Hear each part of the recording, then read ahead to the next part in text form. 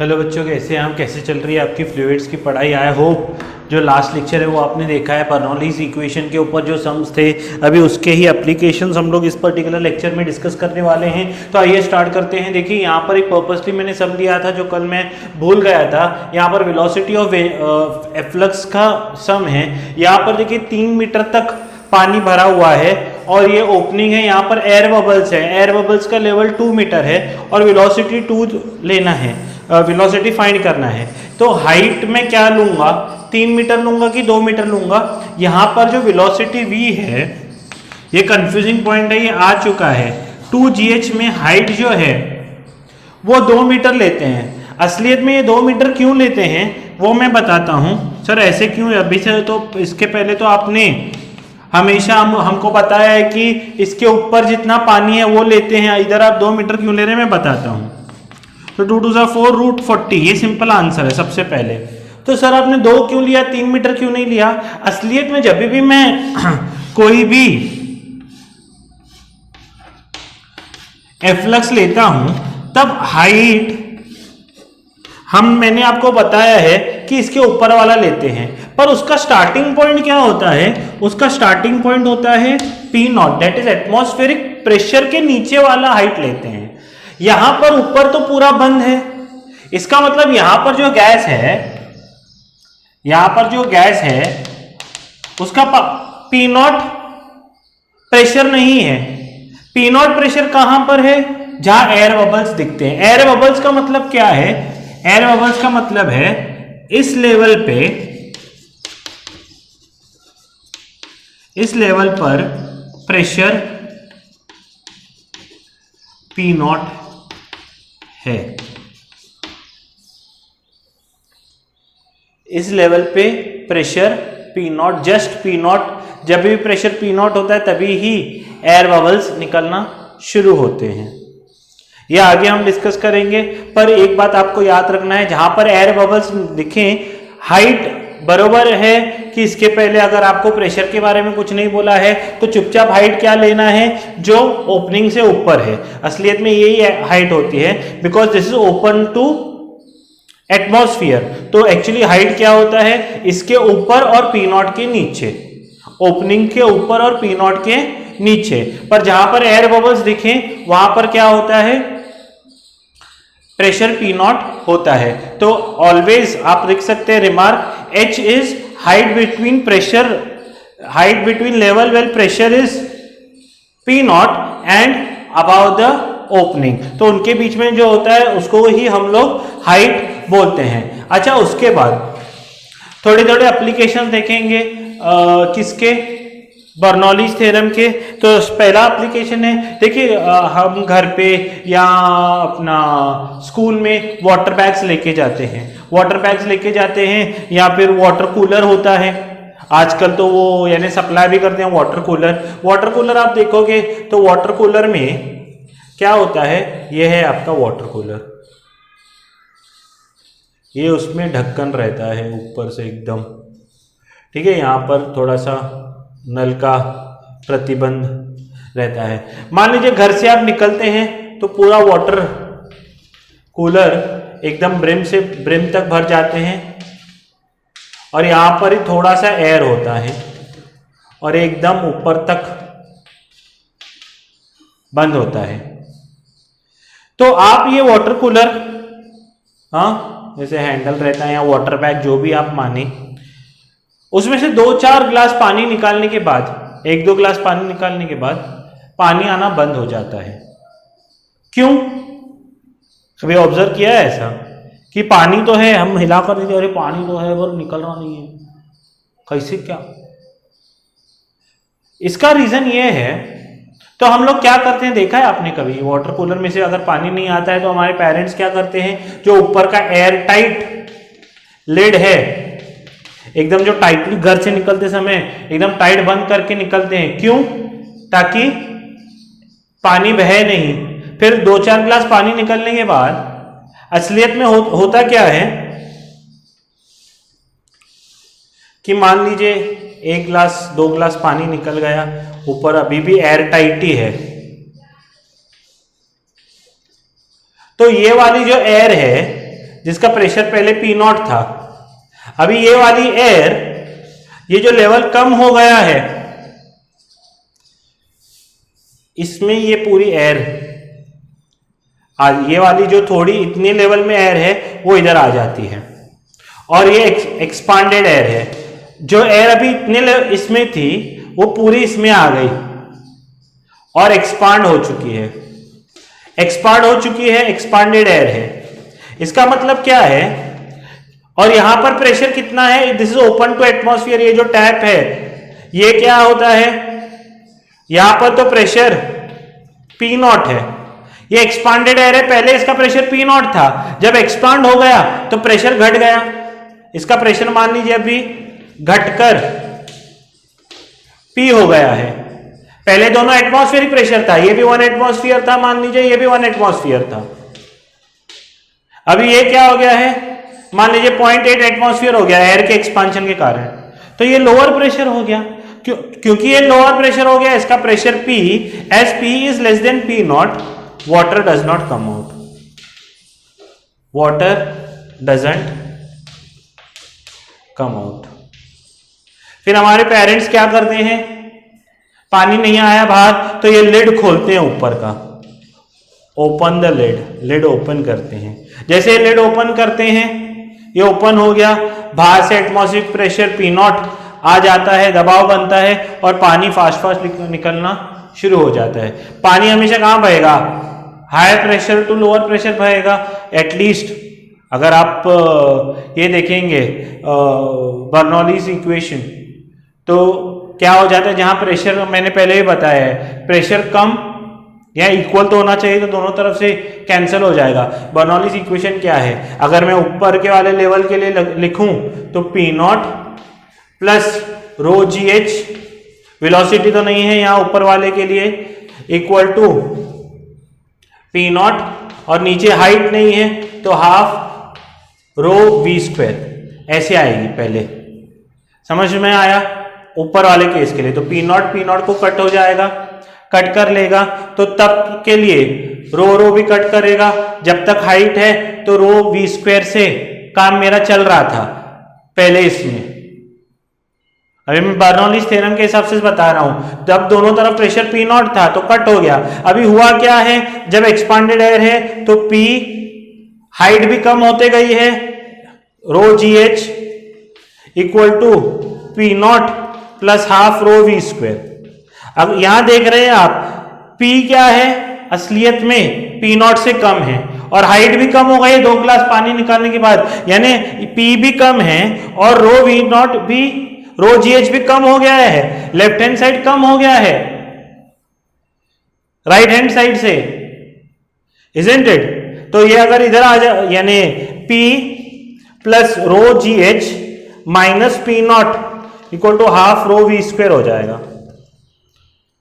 पहले P naught दोनों equal थे, कैंसिल हो गया, इजंट इट। अभी P प्लस रो जी एच माइनस P नॉट, ये पूरा क्वांटिटी, क्योंकि P भी घट गया है, ये भी घट गया है।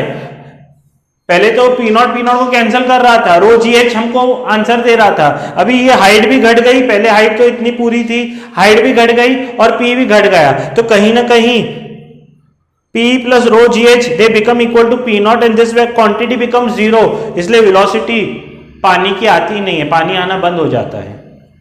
ये वैल्यू घटते जा रही, मान लीजिए पहले ये 1 एटमॉस्फेयर था, 1 एटमॉस्फेयर था, isn't it? या ये 100 था, ये क्या था 100 था, और ये मान लीजिए 50 था, तो 100 ने 100 को कैंसिल किया, 50 की वजह से पानी आ रहा था।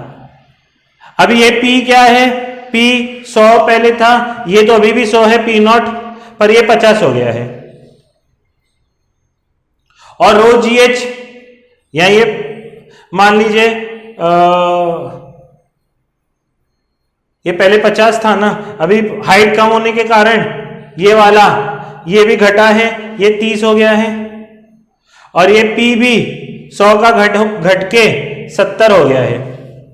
तो 70 और 30 मिला के 100 होंगे, और अभी ये दोनों एक दूसरे कट करेंगे, तो कट करते समय रो जी एच भी चला गया, पूरा आंसर 0 हो गया है, तो इसलिए वेलोसिटी क्या हो जाती है 0। समझ में आ रहा है? तो यहाँ तो ढक्कन खोल देते हैं। दूसरा क्या करते हैं, मान लीजिए लेवल बहुत ही कम हो गई तो क्या करते हैं, वाटर कूलर को टेढ़ा करते हैं। टेढ़ा करने से क्या हो जाता है, मान लीजिए वाटर कूलर की हाइट पहले इतनी थी, ठीक है, तो टेढ़ा करने से क्या होता है, हाइट इंक्रीजेस। ये वाटर कूलर था, इसको टेढ़ा किया तो ये पानी ऐसे हो जाएगा। तो जो परपेंडिकुलर हाइट है P0 से लेकर नीचे तक, टैप तक, ये तो टैप ऐसे ही है, तो पानी की हाइट बढ़ जाती है। तो जब भी ये तो क्या है, लॉजिकल है। कई बार गिव रीजन में पूछते हैं या एग्जाम में हमारा असर्शन एंड रीजन में पूछते हैं कि अगर सिंपल आपको लिखना है कि एयर टाइट कंटेनर में पानी भले ही पूरा हो और तो भी वेलोसिटी बंद क्यों हो जाती है, क्योंकि as water is taken out the air inside expands and therefore its pressure is reduced, so water stops coming out. ये मेन है। और इसमें क्या लिखना है, why the water cooler is bent to increase the perpendicular height, to increase the perpendicular height. तो ये water cooler का एक एप्लीकेशन है। आप अपने वर्ड्स में एक्सप्लेनेशन लिख सकते हैं। मैंने बर्नौलीज थ्योरम से भी बताया आपको और लॉजिकली भी बताया है। तो आप क्या कर सकते हैं, दोनों चीजें लिख सकते हैं। देखिए यहाँ पर भी और कुछ चीज़ें हैं। एक है एटोमाइज़र या स्प्रे मशीन, इसको बोलते हैं एटोमाइज़र।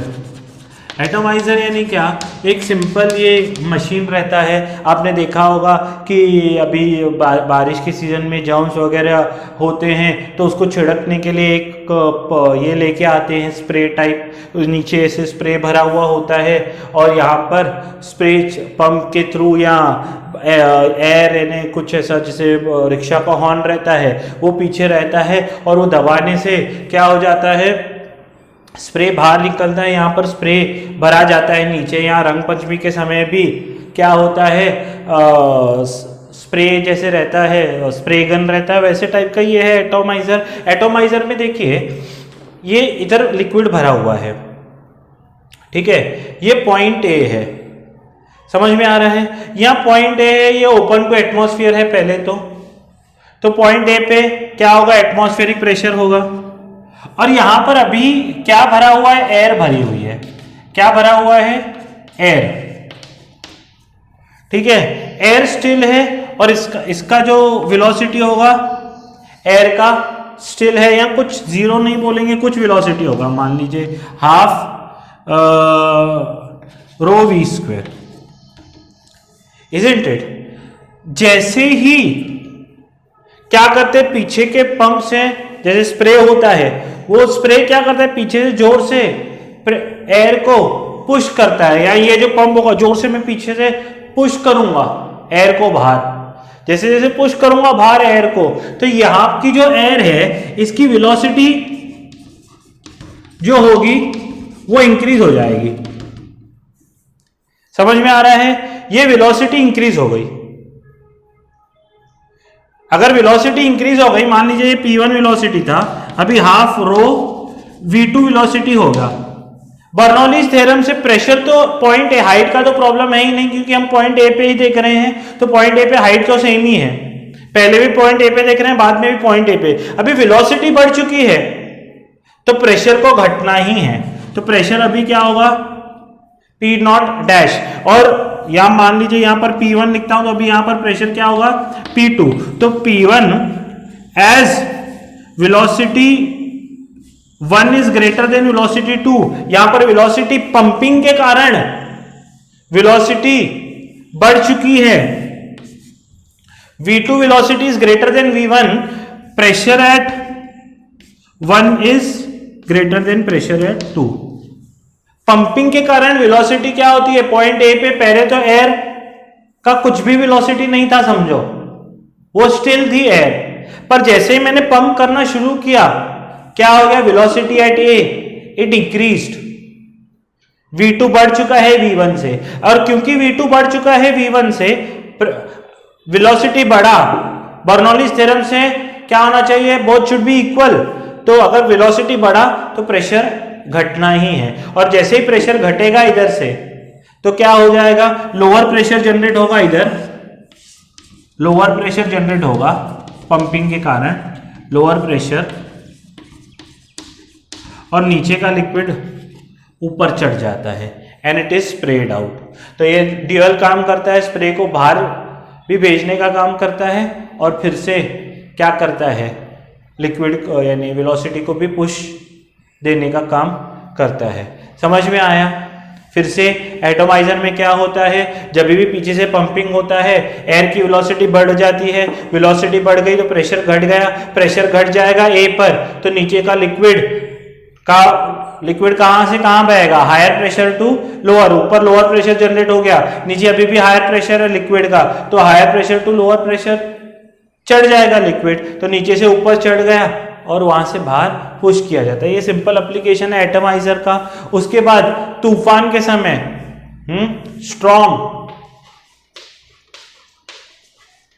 आपने परसों दिन भी देखा था वेस्ट बंगाल में स्ट्रॉम आया था, तो कैसे व्हाट्सएप पे वीडियो आ रहे थे कि छत उड़ गए। देखिए स्ट्रॉम जब भी आता है तो छत क्यों उड़ जाती है उसके बारे में देखेंगे। जैसे देखिए अभी जब तो स्ट्रॉन्ग नहीं है सब, यानी क्या है, हम घर के खिड़कियां दरवाजा चालू करके रखते हैं, तो घर के अंदर जो प्रेशर है वो P0 होता है। प्रेशर इनसाइड कितना होता है, P0, ठीक है। प्रेशर इनसाइड क्या होता है, P0।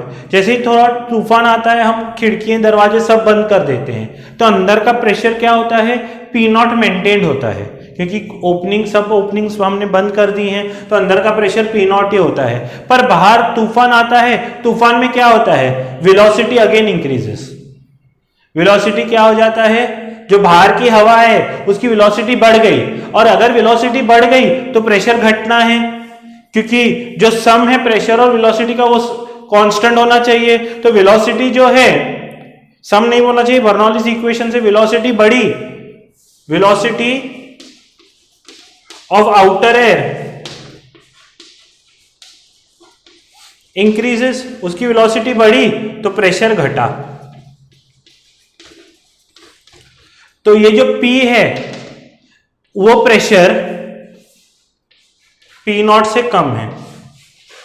सोच के देखिए, ये प्रेशर क्या है, P0 से अभी कम है, तो अंदर की हवा higher pressure to lower pressure जाने की कोशिश करेगी। यहां पर जो हवा है उसका प्रेशर ज्यादा है P से, तो ये कहां जाने की कोशिश करती है, ऊपर की तरफ जाने की कोशिश करती है, एयर ऊपर की तरफ जाने की कोशिश करती है, इसलिए छत उड़ जाती है। तो जब भी तूफान लगे तो उल्टा हमको खिड़की दरवाजे बंद नहीं करने चाहिए, क्यों हम बंद करते हैं ताकि तेज हवा अंदर नहीं आए, डस्ट अंदर नहीं आए, पर खिड़की दरवाजे ओपन करने चाहिए। अब हाँ, doors and windows should open, doors and windows should be open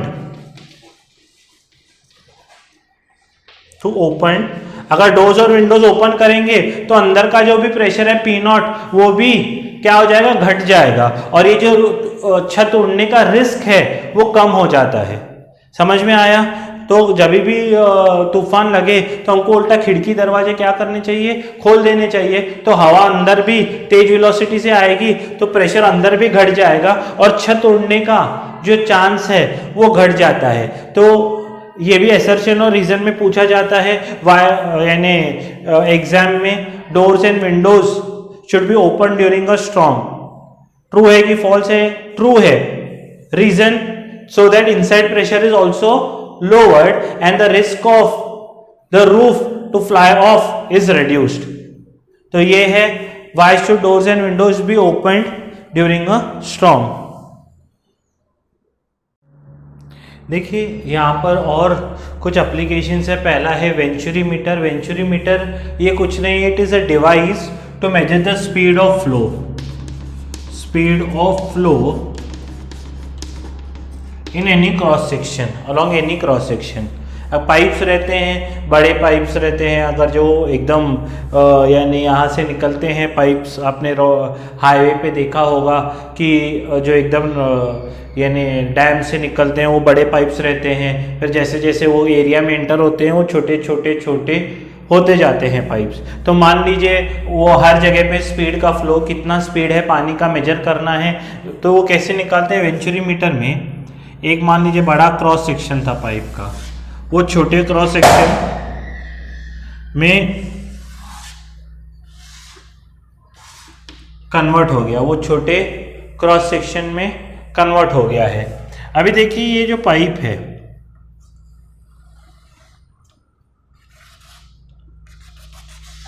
इसमें पानी का फ्लो ऐसा है, यहां पर भी एक छोटा सा ओपनिंग है, छोटा सा ओपनिंग देते हैं, और यहां क्रॉस सेक्शन जहां पर है, यहां से यहां पर भी छोटा सा ओपनिंग देते हैं। तो जो पानी फ्लो होता है वो यहां पर भी चढ़ जाता है, और जो यहां पर फ्लो होगा यहां पर भी चढ़ जाएगा। ये इसका लेवल है, ये इसका लेवल है, ठीक है। इन दोनों के लेवल्स की हाइट h है। मान लीजिए दो पॉइंट्स मैंने सेम लेवल पे लिए, ये a ये b, इन दोनों की लेवल सेम है, वाटर फ्लो कर रहा है, तो दोनों की लेवल सेम है, तो क्या होगा, P of A plus half row velocity of A का square P of B plus half row velocity of B का स्क्वायर। समझ में आ रहा है। यहां पर अगर मैं P of A minus P of B करूं तो हाफ रो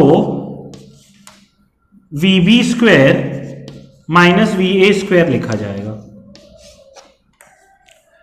इजंट इट। तो PA minus PB pressure difference कैसे निकालते हैं आपको पता है। हाइट का अगर डिफरेंस पता हो तो यूट्यूब जैसा है ना, ये याद है आपको, पहले भी हमने प्रेशर निकाला था। तो यहां पर प्रेशर और यहां पर प्रेशर निकालना हो तो लेवल्स का P of A plus P of B equal to कितना होगा, rho GH। P of A pressure at A, यहां पर तो इतना लिक्विड कॉलम है ना, इतने हाइट का लिक्विड कॉलम है, इसके जस्ट अबाव देखिए ना, ये पूरा लिक्विड कॉलम होगा। इसका हाइट कितना होगा, मान लीजिए H1, इसका हाइट कितना होगा H2, तो H1 माइनस H2 यही तो हाइट होगा। ऐसे ही निकालते थे ना, इमेजिन कीजिए ना, ये लिक्विड कॉलम नीचे तक है ऐसा, तो इसका हाइट यहां से यहां तक कितना है H1, यहां से यहां तक इसका हाइट कितना है H2, तो H1 ऊपर तक नहीं लेना चाहिए, यहां तक H1 माइनस H2 कितना हो जाएगा, H होगा, या H of A minus H of B H हो जाएगा। तो दोनों का प्रेशर डिफरेंस कितना है, rho GH equal to half rho VB square minus VA square हो जाएगा। समझ में आ रहा है। तो रो ने रो को मार दिया। अगर रो ने रो को मार दिया है तो मैं क्या लिख सकता हूं, VB square minus VA square equal to GH। हाँ, और ये 2 भी ऊपर जाएगा ना, 2GH। ये एक इक्वेशन है। दूसरी इक्वेशन है कंटिन्यूटी इक्वेशन। ये इसका एरिया हमको पता है। अगर मान लीजिए इतने में ही सम हो जाता है, आपको H दिया जाए, G दिया जाए, VA दिया जाए और सिर्फ VB फाइंड करना हो तो आप इतने में ही काम अपना खत्म कर सकते हैं। अगर नहीं, आपको VA भी नहीं दिया है, VB भी नहीं दिया है, तो आपको और एक इक्वेशन लिखना पड़ेगा, A1V1 इक्वल टू A2V2। यहां पर 1 यानी VA और ये VB।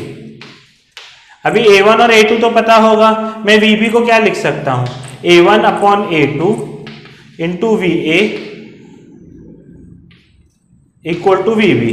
तो यहां पर आप सब्स्टिट्यूट कर सकते हो, VB के जगह A1 अपॉन A2 का स्क्वायर, स्क्वायर है ना, और ये VA का स्क्वायर माइनस VA का स्क्वायर इक्वल टू 2GH। समझ में आ रहा है। इक्वल टू 2GH पुट कर सकते हो। अभी पूरा इक्वेशन V में आपको A1 पता है, A2 पता है, और अगर मैं VA स्क्वायर बाहर निकालूं तो अंदर क्या बचेगा, A1 square minus A2 square upon cross multiply होके A2 square equal to 2GH। अभी आपको सिर्फ VA ही पता नहीं है, और अगर सिर्फ VA ही पता नहीं है तो वो आप फाइंड कर सकते हैं इस इक्वेशन से। आपको A1 पता है, A2 पता है, 2GH हाइट का तो डिफरेंस पता ही है पाइप से, तो ये वेंचुरी मीटर होता है जिससे VA निकाल सकते हो। अगर VA निकल गया तो V भी आसानी से निकल सकता है, या यहाँ पर आप सब्स्टिट्यूट करते समय VA सब्स्टिट्यूट करोगे तो V भी डायरेक्टली निकल जाएगा। समझ में आ रहा है? लिफ्टिंग ऑफ एन एरोप्लेन, देखिए लिफ्टिंग ऑफ एन एरोप्लेन ये क्या है, थोड़ा सा बड़ा कंसेप्ट है, पर हमारे टेक्स्ट बुक में जितना है उतना मैं बताता हूँ। देखिए एरोप्लेन आपने देखा होगा, एरोप्लेन जो भी रहता है उसको ऐसे दो थोड़ा सा विंग्स रहते हैं, ठीक है। अभी ये जो विंग्स हैं, थोड़ा सा मछली जैसे हो गया है, विंग्स हैं, अगर उसका क्रॉस सेक्शन देखें तो वो ऐसा होता है, आगे से थोड़ा सा मोटा होता है और पीछे से ऐसा इन्हें पतला होते जाता है, और इसमें अंदर ब्लोअर्स लगे होते हैं, ब्लोअर्स जो एकदम एरोप्लेन चालू होता है इंजन के साथ फास्ट फास्ट घूमते हैं, देखा है कभी भी एरोप्लेन? तो जो भी एयर यहां पर आती है वो ऊपर पुश हो जाती है ऐसा, उसकी स्पीड बढ़ाकर उसको ऊपर पुश करते हैं, और नीचे वाली एयर तो अभी भी ऐसी ही है। यहां से एक्चुअली एयर ऐसे आ रही थी, ऊपर वाले जो इस ऊपर वाले सेक्शन की एयर है उसको उसकी स्पीड बढ़ाकर ऊपर पुश कर दिया गया, और नीचे वाली एयर ऐसे ही जा रही थी। पहले तो वेलोसिटी सेम थी दोनों की, पर ऊपर वाली एयर को तेजी से इन्हें जो भी एयर इसके ब्लोअर के नजदीक आ रही थी उसको जोरों से ऊपर ऐसे फेंका गया, एकदम स्पीड से झपा ढपा ऊपर फेंका गया ब्लोअर के मदद से, और स्पीड बढ़ाई गई। इधर स्पीड ज्यादा है, अगर स्पीड ज्यादा है तो बर्नौलीज प्रिंसिपल से आपको पता है कि P0 plus half rho V square, अगर स्पीड बढ़ी तो प्रेशर घटेगा। तो ऊपर का अभी अभी हमने जैसे देखा रूफ का, ऊपर का जो प्रेशर है P1 और P2 में से ऊपर की स्पीड ज्यादा है तो प्रेशर कम होगा, means P1 will be less than P2, P1 will be less than P2। ऊपर वाला प्रेशर कम रहेगा नीचे वाले से, क्योंकि ब्लोअर के कारण ऊपर वाले एयर की स्पीड बढ़ चुकी है। तो अगर प्रेशर कम है तो सब एयर कहां जाने की कोशिश करेगी, ये एयर ऊपर जाने की कोशिश करेगी, higher pressure to lower pressure, और जब ये ऊपर जाएगी तो ये इसको ऐसे लिफ्ट करती है नीचे से, जैसे रूफ लिफ्ट होता है वैसे एरोप्लेन भी ऊपर लिफ्ट होता है। इतना ही कंसेप्ट है लिफ्टिंग ऑफ एन एरोप्लेन का। समझ में आ रहा है? जो हमारे है तो बहुत बड़ा कंसेप्ट, पर जो हमारे टेक्स्ट बुक में है वो इतना ही है कि how an aeroplane is lifted. समझ में आ रहा है?